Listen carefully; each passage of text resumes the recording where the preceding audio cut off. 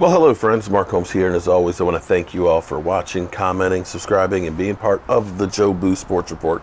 Without you guys, this literally does not work. Okay, so maybe this is going to be the first edition of Jobu's Mailbag. I've had some fans that sent me some emails and stuff. Actually, let me go to the first one, because both of these actually relate to each other. Hold on. Okay. This first email is from Brad. Brad, I appreciate the question. I know you're a busy man, so I will keep it short and sweet. I love your channel. I appreciate that. And thank you for sharing your life with us. Please be honest. If you had a choice for us to lose a lot and get better draft picks, or do you prefer we have a strong finish and win the division? I certainly leave that up to you to answer this privately or share it in a future video. Thank you for all you do for us Cowboy fans and trolls for other teams. Okay, which is an interesting question because we're, right now in the basement of our division. And there's a couple of things that are going on, a couple of different dynamics. It's funny because I've been kind of talking about this stuff for a while now, and it's always great when I've been talking about it and then I see other people start posting it. So Babe Laufenberg posted today saying, for all those with the tank mentality, you may not have a choice as far as tanking or not to tank because of the Eagles schedule, which I've been talking about, because I told you the Eagles right now, they play the Browns, they play Seattle, they play New Orleans, they play Green Bay, and they've got Washington, they've got us, and they've got the Giants.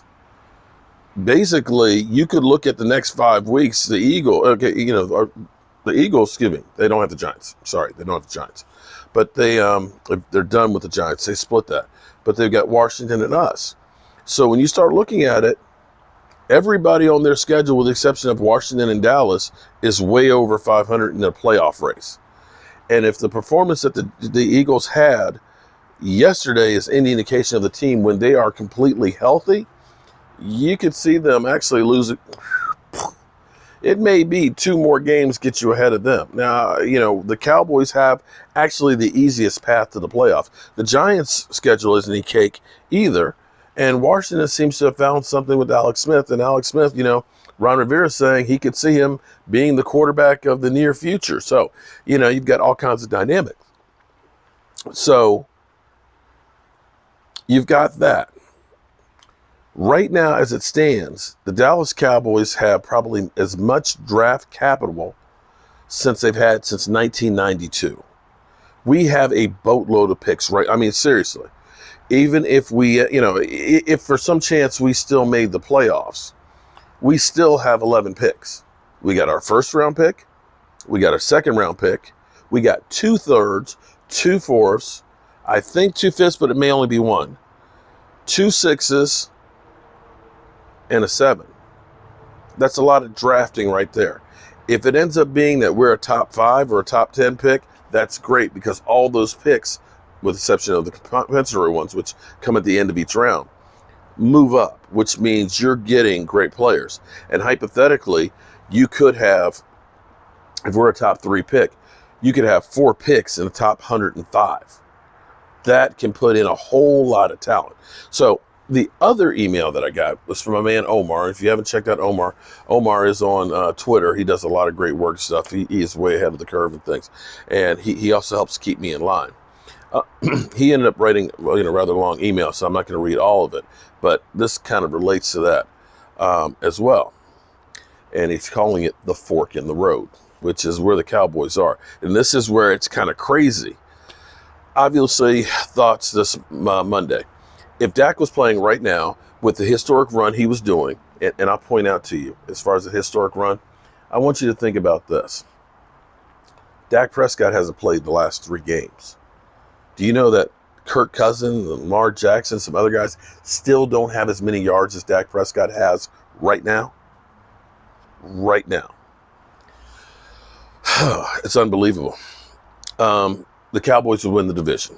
But considering this is the NFL 2020 season, we can still win the future by just letting the other teams fight for an empty, temporary division win that takes you further away from your future yearly success for instant gratification that goes away just as instantly as they will lose that playoff game. Let the Cowboys be smart enough to finish filling in the holes on defense, because the defense is starting to show that all of the draft picks are working and starting to gel together. Fill in the leftover positions needed and combine them with our successful draft picks. So in looking at this, here's the thing that's interesting. As much crap as we've actually given D-Law, early votes are, all pro. He's actually played a lot better than what people believe because they don't see the sacks. But he is one of the best run-stopping defensive ends, and he is getting those pressures. So you combine the two of them. Usually a guy is better at one or the other, and the other one are lacking. He's good at both. You look at him and you say, okay, that if we get that next year, we're great. You look at some of the other guys that you've gotten in there. You see Antoine Woods, who was on the one-year tender, who you thought might not sign it. You look and say, that guy's helping to clog up the middle. You look at some of the work that we had from Tristan Hill and say, okay, when he's healthy next year, maybe he takes another step. He's another good guy to put in the rotation. And the Canadian Bulldozer, oh, man, the last 2 weeks, you're seeing, some great play right there. And if you do decide to keep Aldon Smith, you've got a great front line. And you could actually look and say, you know what, if Aldon Smith wants that killer, mega deal, great. Let him get it someplace else because you'll get another compensatory pick. And that's the way the New England Patriots kind of build that team. They don't say, I can't live without this guy. They say, I can't live without getting a draft pick for that guy. That's what they do. So you look at that and you say, okay, Diggs, I believe, is second in pass breakups of cornerbacks that are rookies. You look at this guy and say, hey, he's a baller. So if you can start, getting Jalen Smith to play better and Van Der Esch can stay healthy and add another linebacker there, add some more cornerbacks and a great safety, all of a sudden you got a defense that can be really good. So back to the story here. Sorry, I didn't mean to interrupt it. Just add to safety, cornerback, linebacker, defensive tackle, etc., to finally be more complete team that has these young players for many years to come.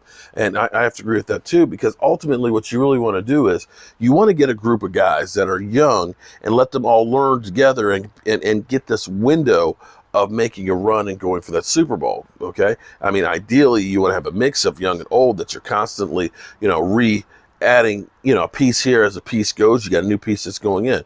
But get that core group of guys that are young and coach them up in the system. Omar, I'm literally reading this for the first time. That is the way to create a Super Bowl window. Can you mind handling another draft 2022 where we get to add most of those players as a luxury type picks like Kansas City does right now? So basically he's saying that, look, next year you fill in everything. You get your defensive tackle, you get your safety, you get some more cornerbacks, you get another tackle and stuff. And then the next year you kind of say, best players available, let's go ahead and add some extra depth at wide receiver or offensive line or cornerback and stuff, which is a great thing. I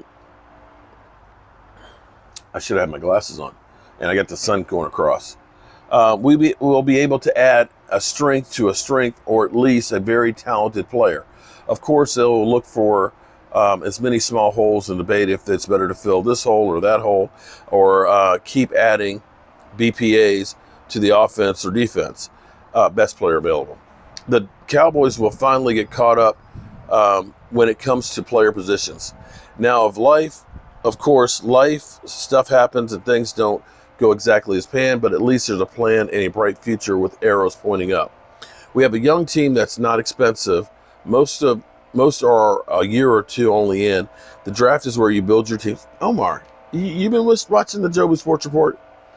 It is better to pay homegrown drafted talent, but I've been saying, free agents have a workforce. The guys that are cornerstone of our team are guys we found. The Cowboys draft more Pro Bowlers than most of the league. This is a huge advantage, and the better the draft pick spot. It's even better when you have a lot of draft picks to use like we currently have. The Eagles are in trouble in the future. They can't draft. They have too many bad contracts, and they're 60 plus million, actually it's 80 million, over the salary cap. They are not sure who to keep and who to let go. They need to let go a lot of guys. They have a lot of aging talents, and like guys like Deshaun Jackson and Zach Ertz and Fletcher Cox. They're going to have to get the team. They're going to have to get the team. The Eagles are truly starting from the ground up. Oh, and they need a quarterback. And their future does not look bright. They should try to tank, but they don't trust their drafting history. Them winning the division gives them bad drafting position and another first place schedule next season, which will crush them again. They will also need to keep everybody at their job because they still won another division. This time because of quarterback injury. This time could win below 500. At least Dallas has a real reason. Everybody knows that Washington, Philly, and Pittsburgh games would have been wins with Dak playing. With the defense improving, there are more chances for wins with that number one offense. But in the end, let's complete the building of the team, complete the defensive side of the ball, and add to the offense with Dak. And we'll kill the division for years to come. Eagles and Washington are at the bottom now. The Cowboys and Giants are up, heading into the future. The Cowboys can finally lead the division and wait until the Giants build themselves up long enough as they draft more and better talent with the picks. And we'll see how the future goes. Omar, great read. You should be actually writing articles and stuff. I'm serious. That's a great read. And I agree with you what you say on that. Now, of course, Cowboy fans will say, you never want to wish to lose. But see, sometimes when you lose, you really win. And this is one of those things that if you start thinking about, this, if we stay right where we are as far as drafting position, the number 3 pick in the draft, somebody might want to get a quarterback. They might move up, trade you, and let's say you get their first round draft pick this year and next year and a second round pick. I'm just saying hypothetically. You can still move back and take an offensive tackle, an edge rusher, defensive tackle, cornerback. You can still get an impact player on your team. But then your second round pick is number 35. 35. Now, you think about us drafting Tristan Hill the year before, we were like 40 something. We were late in the draft. We were like 48. We took Tristan Hill. Not a bad player, but also, do you know how many safeties were left after him? I think only one safety had been taken before that.